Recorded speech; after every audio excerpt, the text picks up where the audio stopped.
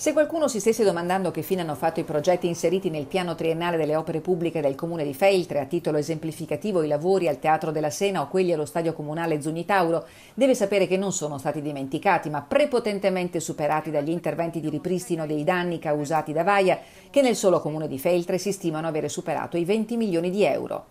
Con la struttura comunale abbiamo dovuto rivedere tutte le priorità, ovviamente tante altre interventi non possiamo derogarli nel tempo perché sono legati ai finanziamenti eccetera, quindi noi adesso abbiamo in pancia come struttura dei lavori pubblici oltre 20 milioni di euro di lavori da portare avanti nel breve periodo. Entro il 2019 il piano delle opere pubbliche prevede l'esecuzione di lavori per quasi 9 milioni di euro e una parte molto importante di questi saranno ancora legati al post Vaia.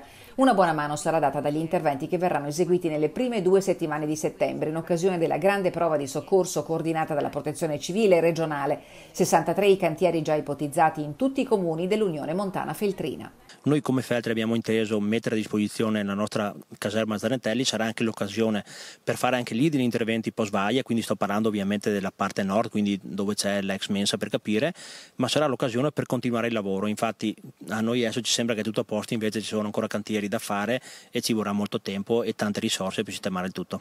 Lo stato di attuazione del programma delle opere pubbliche di Feltre è in fase avanzata. Per molti interventi l'iter è in fase di appalto. Abbiamo una grossa importanza e anche risorse importanti dedicati alla valorizzazione e al rilancio del centro storico, alle progettualità legate alla cultura. Abbiamo però importanti progettualità legate alla manutenzione della viabilità, all'attuazione della mobilità e abbiamo grosse progettualità sulla mitigazione del dissesto idrogeologico con progettualità importanti che stanno venendo avanti, soprattutto legate al mondo delle frazioni.